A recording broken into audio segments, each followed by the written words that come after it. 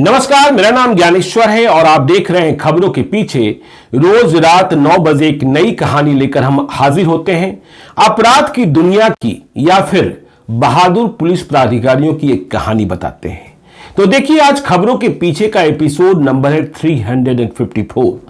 खबरों के पीछे में जब हम किशोर कुणाल की श्रृंखला में थे तो हमारे कई दर्शकों ने कहा था कि राजविंदर सिंह भट्टी, जो बिहार कैडर के 1990 बैच के आईपीएस प्राधिकारी हैं, उनकी कहानी सुनाइए। देखिए, आरएस भट्टी अभी सेवा में है और उनकी कहानियां तो अनंत है। मैंने कई कहानियां सुनाई भी हैं।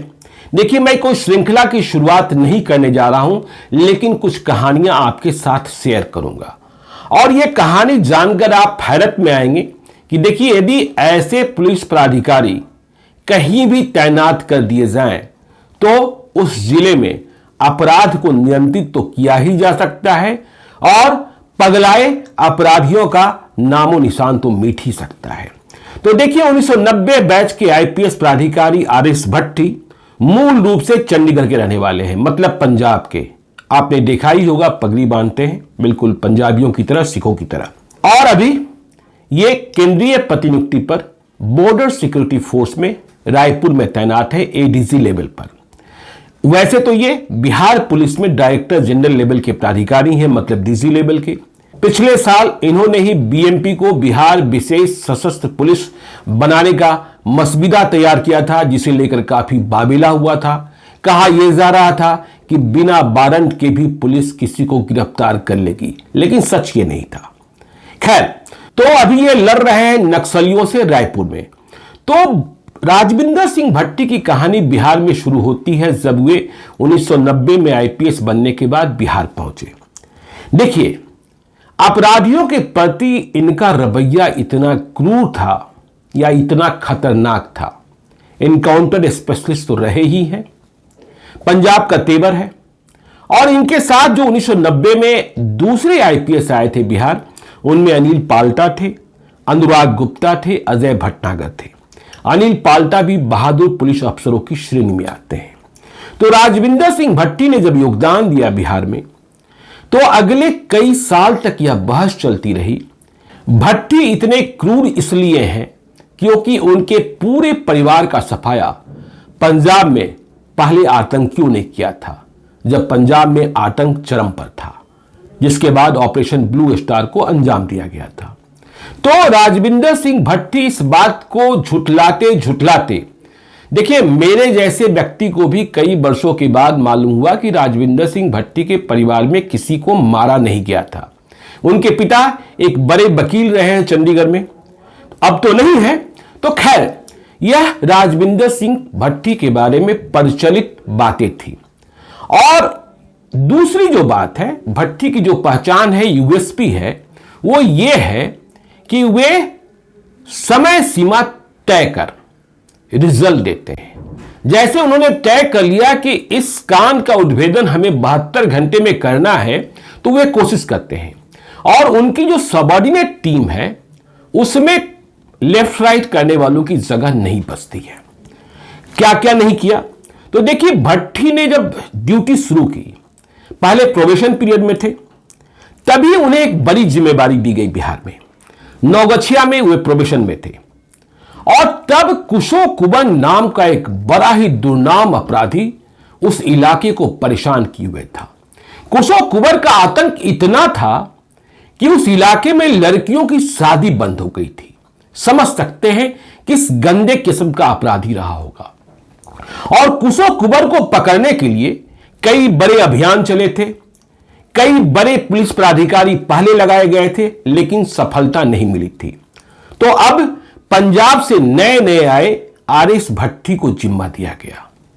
आरएस भट्टी को तो अभी बिहार का भूगोल ही समझना था, लेकिन भट्टी भट्टी थे।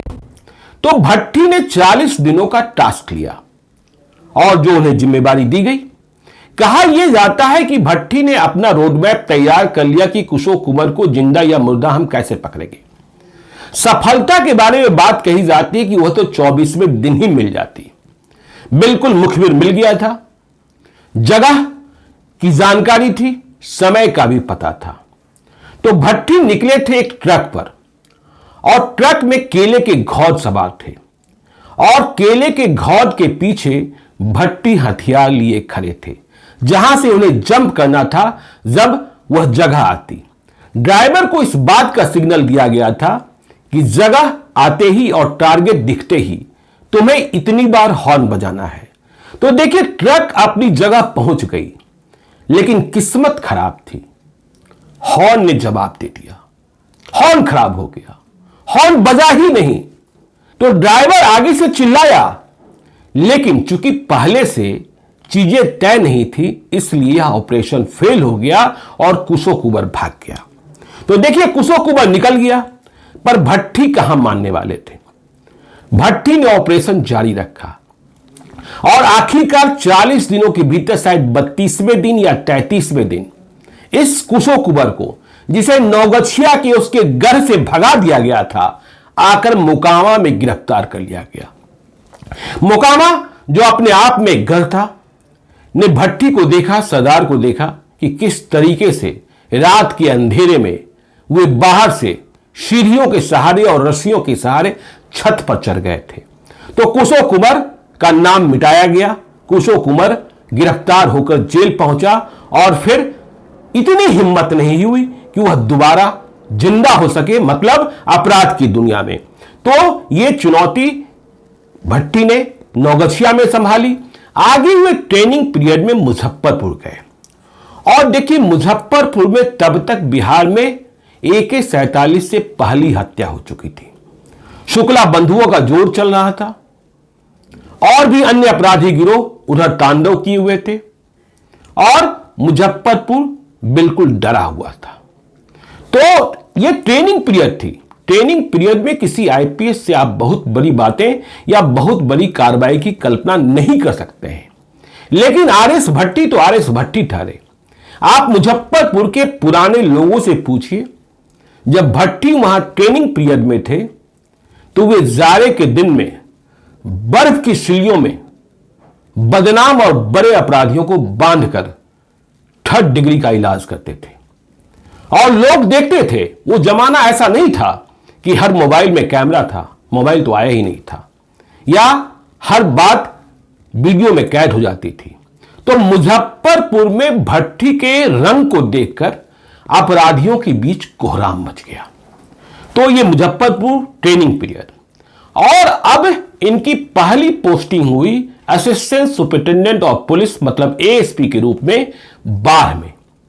बाढ़ के बारे में आपको पता है, बाढ़ में कितने बड़े नाम हैं।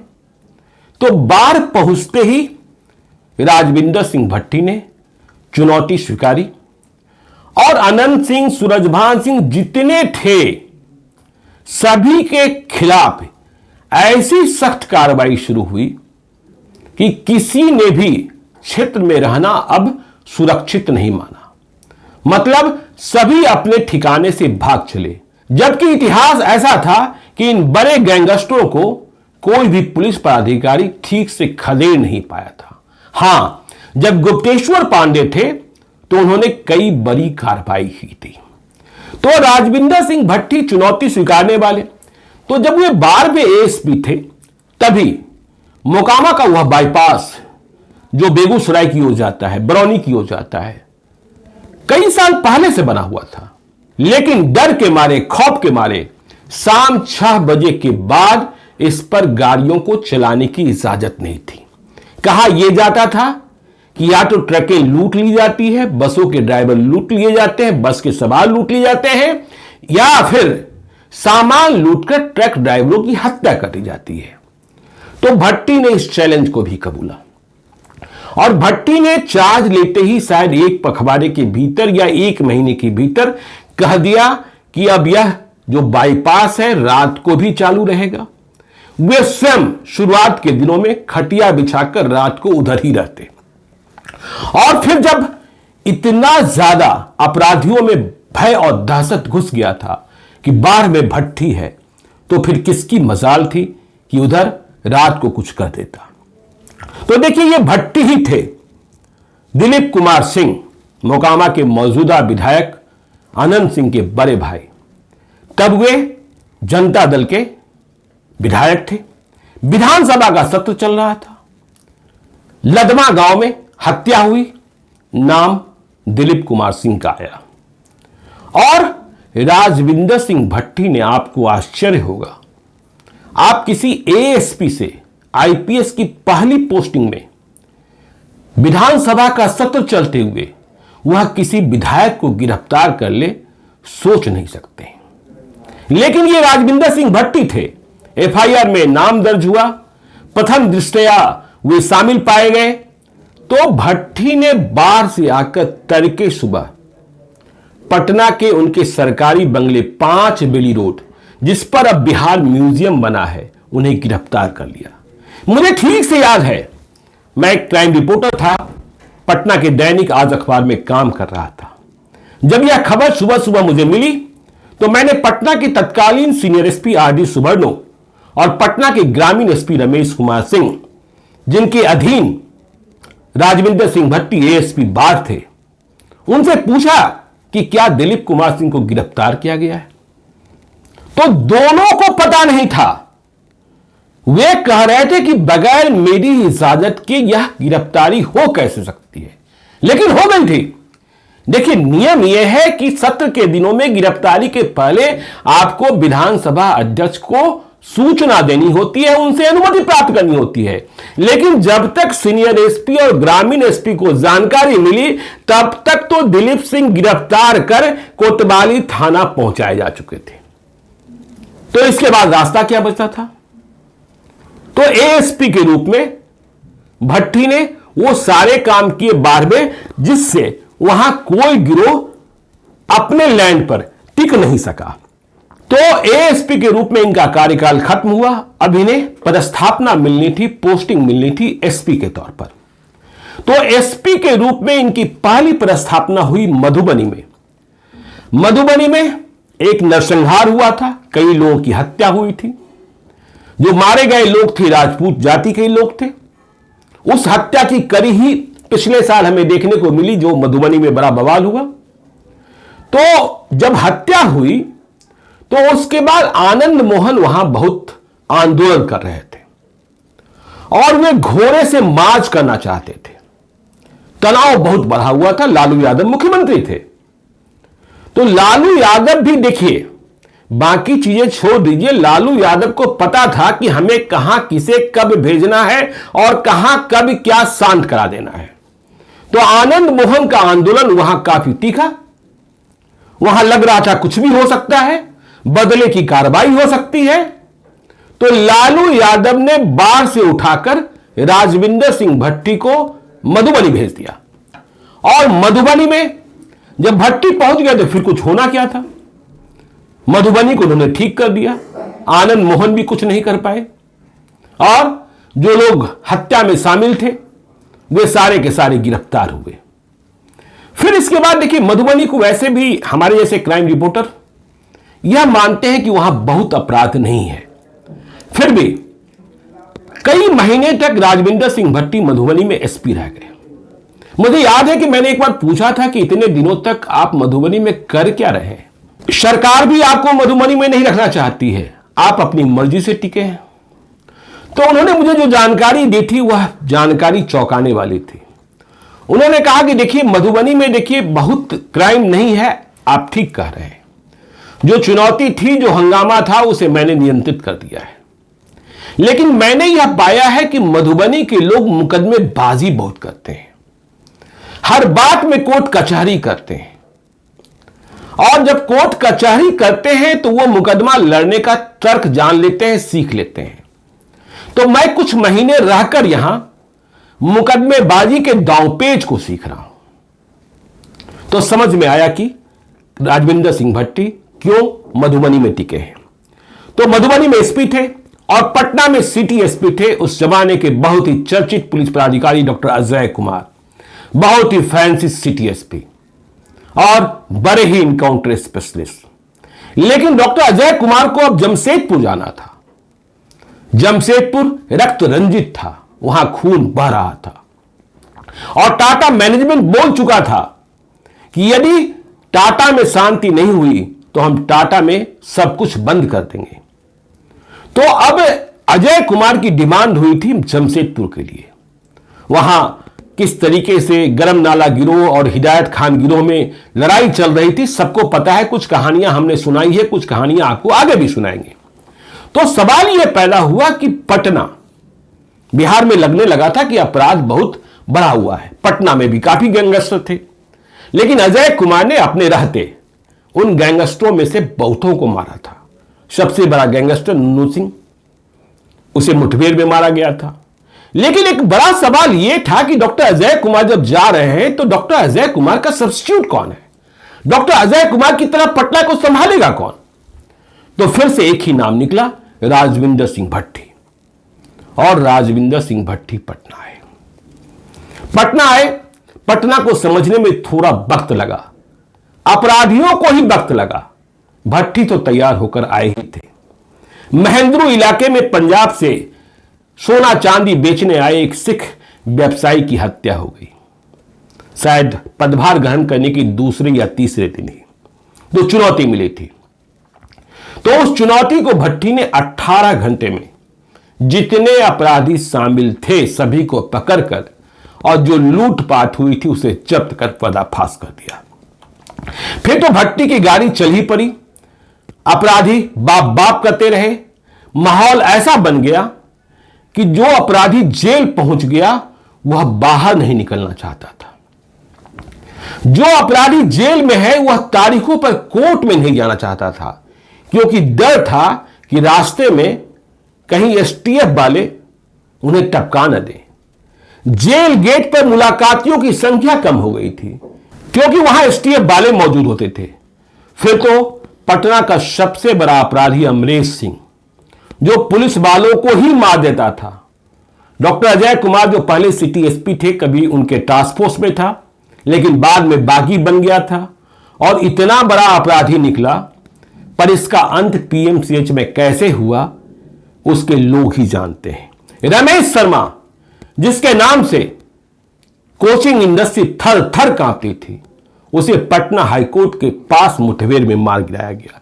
नीलू डोम, जिससे पटना की दवा मंडी कांपती थी, उसे शायद गांधी सेतु पर मारा गया। तो ऐसे तमाम अपराधी जो नामचीन थे। भट्टी के बारे में कहा जाता था कि उनकी डायरी होती थी और उस डायरी में टॉप 10 का नाम लिखा होता था, और टॉप 10 में किसके पीछे किसको लगना है, कितना वक्त दिया गया, यह सब कुछ मेंशन होता था। तो कौन कहां गया, कैसे गायब हुआ, यह कहानी किसी को पता ही नहीं लगती। देखिए, एक अपराधी गिरोह हो गया था सीलू मियां। तो सीलू मियां अपराधी गिरोह डॉक्टर अजय के जमाने से ही उसने पटना में एक तांडव शुरू किया था।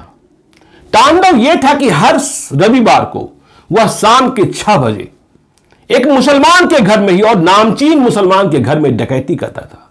कुछ गंदी हरकतें भी कर दिया करता था, लेकिन कोई ठौर ठिकाना नहीं मिलता था। तो यह चुनौती कि समय पर डकैती करेंगे, रोक सको तो रोक लो। डॉक्टर अजय के समय में सीलू मियां और उसके गिरोह का पता नहीं चल सका, लेकिन भट्टी ने जब रफ्तार पकड़ी तो इस गैंग का भी सफाया हो गया। तो मुझे याद है कि बिहार सरकार के एक ताकतवर मंत्री ने गिरोह के एक सदस्य के लिए पैरवी की थी, लेकिन कोई काम नहीं आया। और इसी वक्त पटना में अपहरण की इंडस्ट्री की शुरुआत करने की कोशिश हुई। बाद में वह बहुत तेज हो गई। जब भट्टी गए, भाटिया गए, तो फिर बहुत तेज हो गई। तो पटना में जब भट्टी थे तो एक संकेत और सिद्धार्थ डॉन बॉस्को का स्टूडेंट परिवार, बाद में जो चारा घोटाले में शामिल पाया गया, उसका अपहरण आईजीआईएमएस के पास से कर लिया गया। बड़ी चुनौती भट्टी के लिए भी यह चैलेंज था। तो भट्टी ने संकेत और सिद्धार्थ को बरामद किया, और जानते हैं बरामद करने के लिए क्या क्या किया गया? जिसने अपहरण किया था उनके बच्चे उठ गए, और थोड़ी देर हुई और उस जाति के सबसे बड़े गैंगस्टर को रात को बेऊर जेल से निकाला गया और गंगा के बीच ले जाया गया। इसके बाद तो रिहाई होनी ही थी। अपहताओं के बच्चे भी छूटे। मुझे एक और किस्सा याद है कि पटना यूनिवर्सिटी के एक हॉस्टल में, सैदपुर हॉस्टल, में एक प्रोफेसर साहब की बेटी की हत्या हुई। बड़ा हंगामा हुआ। हत्या किसने की? तो हत्यारे को खोजा जाना था। लाश को अस्पताल पहुंचाया गया था, पोस्टमार्टम रूम में। भट्टी अचानक पहुंचे पोस्टमार्टम के पहले और उन्होंने लाश को पूरे तौर पर देखा। देखिए, भट्टी के बारे में यह भी जानिए कि वे आईपीएस बनने के पहले चार्टर्ड अकाउंटेंट थे। तो भट्टी ने जब लाश देखी, नंगी लाश देखी, तो महिलाओं के ब्रेस्ट पर जो निपल्स होता है, वहां आप ब्लैक स्पॉट्स देखते होंगे राउंड में। तो भट्टी की नजर वहां जाकर टिक गई, क्योंकि हत्या के पीछे कई दूसरी वजह बताई जा रही थी। तो फिर भट्टी का दिमाग तेज गति में चल रहा था और अब तक अनुसंधान इधर उधर जा रहा था। जैसे ही लड़की के ब्रेस्ट में निपल्स के करीब ब्लैक स्पॉट दिखाई पड़े, भट्टी ने डॉक्टरों को, लेडी डॉक्टरों को बुलवाया और फिर एक राय निकली कि देखिए, ये ब्लैक स्पॉट, ब्लैक राउंड्स तब तक नहीं बन सकते हैं जब तक लड़की प्रेग्नेंट नहीं हुई हो, मतलब गर्भवती नहीं हुई हो। तो मालूम हुआ कि लड़की तो अभी शादीशुदा है नहीं, तो ये प्रेग्नेंट कैसे हुई? तो अब जांच की दिशा बदल गई और आखिरकार केस का राजफास ऐसे हुआ कि बेटी की हत्या बाप ने ही की थी। जो बाप रो रो कर हत्यारे को पकड़ने के लिए चिल्ला रहे थे, वे इस अवैध संबंध को जान गए थे और उन्होंने गुस्से में हत्या कर दी थी। तो इस तरीके से कांड का उद्भेदन हुआ। राम इकबाल राय जैसा अपराधी, यदि वह एक सरकारी बंगले में, एक ऐसे सरकारी बंगले में जहां कोई दूसरा नहीं घुस सकता बगैर इजाजत के, न घुसा होता तो वह भी नहीं बचता। गोरिया टोली को जानते होंगे आप पटना में।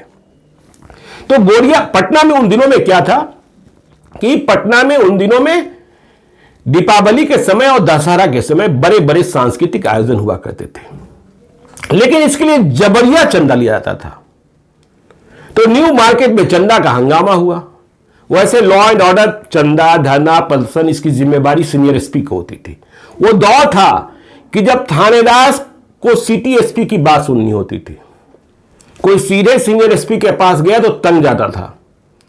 तो न्यू मार्केट में लोगों ने जबरदस्ती चंदा ले लिया, एक तरीके से लूटपाट की। सीनियर एसपी आदि सुबर्णो कहीं गए थे, तो न्यू मार्केट के दुकानदारों ने सड़क जाम कर दी। भट्टी पहुंचे, मालूम हुआ गुड़िया टोली वाले हैं। अब गुड़िया टोली वालों पर कोई हाथ ही नहीं डालता था, तो भट्टी ने कहा पकड़ो। तो जब पकड़ने का आदेश हो गया तो 6 पकड़े गए। विरोध में गुड़िया टोली के 500 लोग कोतवाली थाना पहुंच गए और इसके बाद तो जो पुरकस पिटाई हुई और जो अभियुक्त था उनका किस तरीके से मान मर्दन किया गया। उसने अपने को एक राजनेता का भतीजा बता दिया था और ज्यादा ठुक गया। सरकार तक को दखल देनी पड़ी, रात भर हाजत में बंद रहना पड़ा। तो भट्टी के काम करने का टेबल दूसरा रहा। पटना में जब वो सिटी एसपी थे तो मैंने जैसा बताया कि उनके पास लाल डायरी हुआ करती थी जिसमें टॉप 10 के नाम लिखे होते थे। एक उनकी आदत और थी कि दशहरा और होली के पहले वे 2-4 रावणों का विकेट गिरा ही देते थे, ताकि समझ जाओ कि हम जगे हैं, तुम कुछ कर नहीं सकते हो। तो 1994 का वाकया है और यह वाकया होगा मुझे लगता है दशहरा के आसपास। अगमकुआं में इस मुठभेड़ पर बहुत विवाद हुआ। मतलब राज्यपाल तक सीबीआई जांच की बात करने लगे। गुलाम सरवर बिहार विधानसभा के अध्यक्ष थे, हुए सीबीआई की बात करने लगे। लेकिन लालू यादव ने इस वक्त राजविंदर सिंह भट्टी की मदद की थी।